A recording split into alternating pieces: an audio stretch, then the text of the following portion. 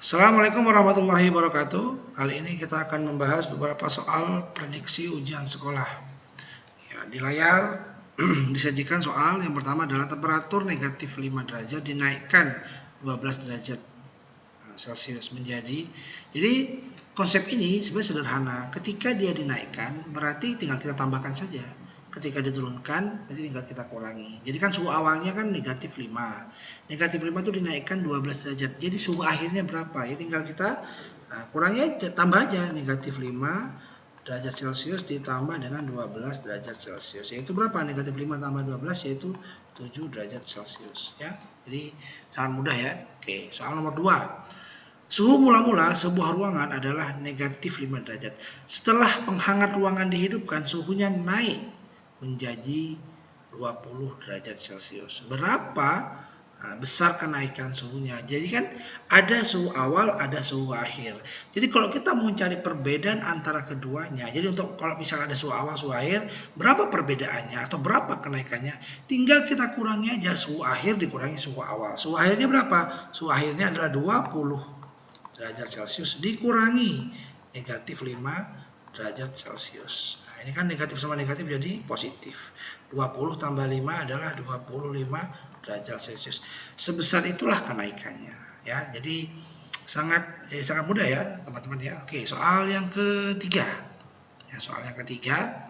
Nah, ini skor suatu turnamen catur ditentukan dengan aturan peserta menang dapat sekali bertanding, yaitu dapat skor 5, seri 2, kalah negatif 1. Oke, jadi pertama kali yang harus kita lakukan, kita menuliskan dulu. Jadi kalau dia menang, jadi nanti menangnya itu dapat nilai 5, kalau seri dapat nilai 2, nah, kalau kalah dapat nilai negatif 1, dikurangi negatif 1.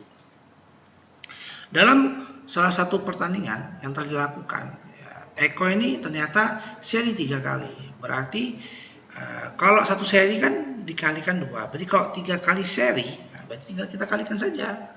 Jadi tinggal kita kali dengan 3. Jadi berapa skor C Eko? 6. Oke, lalu kalah 2 kali berarti dikurangi 2. Berarti negatif 2. Gitu kan? Oke. Dan mendapat skor. Jadi dari semua pertandingan, skor totalnya itu skor total si Eko itu adalah 94. Nah, itu apa yang disajikan dalam soal. Banyak permainan yang telah dilakukan Eko adalah K. Yang di sini yang belum diketahui kan berapa kali Eko ini menang. Iya kan? Berapa kali Eko ini menang. Oke. Anggap saja Eko menang itu adalah dengan A. Berarti Eko menang berarti kan menangnya itu A. Anggap aja 5 dikali A. Berarti berapa? 5A. Oke. Artinya 5 dikali A atau 5 dikali berapa nanti nilai A ditambahkan 6 dikurangi 2 harus mendapatkan skor 54. Jadi kalau kita buat konstruksinya dalam bentuk matematika nanti bentuknya begini dia. 5A ditambah 6 ditambah negatif 2 atau boleh kurangi 2 boleh langsung sama dengan 94. Oke. Kan ini bisa kita jumlahkan. Nah, ini berarti 5A 6 tambah min 2 berarti plus 4 sama dengan 94. Oke, ini tinggal kita pindahkan jadi 5A sama dengan 94 dikurangi 4 berarti 5A adalah 90. Hanya berapa? Hanya adalah 90 dibagi 5. Jadi 90 dibagi 5 itu kalau kita hitung manual 90 dibagi 5 ya ini 1 5, 4, 0, 8. Berarti 18 kali Eko itu menang. Oke. Untuk meng-cross checknya betul atau tidak, jadi kita harus mengalihkan dulu. Jadi kita harus kalikan nanti yaitu adalah 18 ya. Oke, 18 dikalikan dengan 5. Kita harus cross check dulu ya. Berarti berapa ini? Ini 0, 4. Ya sama lah ya dengan ini ya, berarti 90 juga ya. Oke, nilai 90. Jadi betul nggak kalau 90 ditambah 6, jadi nanti kan berarti kan nilainya itu adalah 90 tambah 6 dikurangi 2 adalah 94. Nah, ini cross checknya betul.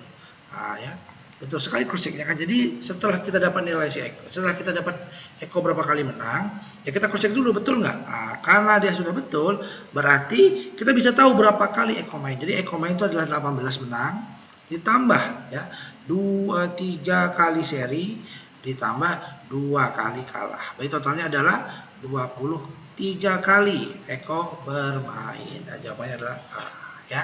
Jadi setelah kita tahu Eko menang, kita cross check dulu. Kita memastikan betul nggak jawaban ini. Ya. Betul nggak si Eko tuh menangnya 18 kali. Ternyata setelah di cross check betul, ya. Jadi ya, soal ini sebenarnya sangat mudah sekali, ya. Tapi memang butuh ketelitian dalam mengerjakannya, ya. Jadi ya, Bapak berharap anak-anak bisa mengerjakan dengan bagus, oleh karenanya harus sering-sering latihan. Oke, soal selanjutnya. Jadi soal selanjutnya ini mengenai perbandingan. Ya. Nah, perbandingan ini sebenarnya cukup sederhana ya, jadi tidak terlalu sulit. Ya. Tapi yang penting kita tahu konsepnya. Jadi yang pertama adalah untuk membuat 6 potong kue diperlukan 18 ons gula halus. Maka untuk membuat 9 kue, sederhananya adalah, jadi kalau kita bingung begini, kita buat aja apa namanya, semacam bentuk apa ya, semacam peta konsepnya gitu. Jadi gini, kalau 6 kue, 6 potong kue atau 6 kue itu menghabiskan gula sekitar 18 on. Nah, gitu kan.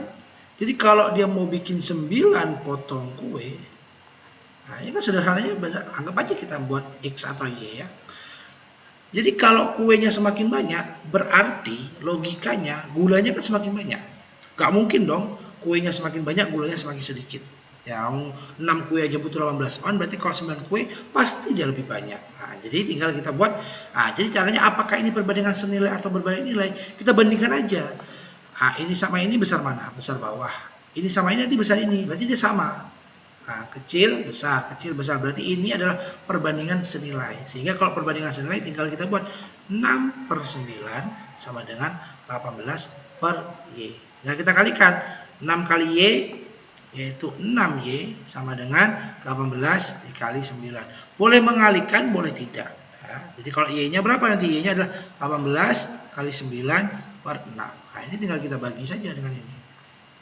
3 kali 9 yaitu adalah 27 ons gula halus yang dibutuhkan untuk membuat 9 potong kue. Jadi cukup sederhana sekali ya. Jadi itu cara membuatnya. Jadi cara membandingkannya di senilai atau berbalik nilai, begitu caranya ya. Oke, soal selanjutnya. Seorang penjahit mendapatkan pesanan kaos untuk keperluan acara bakti sosial.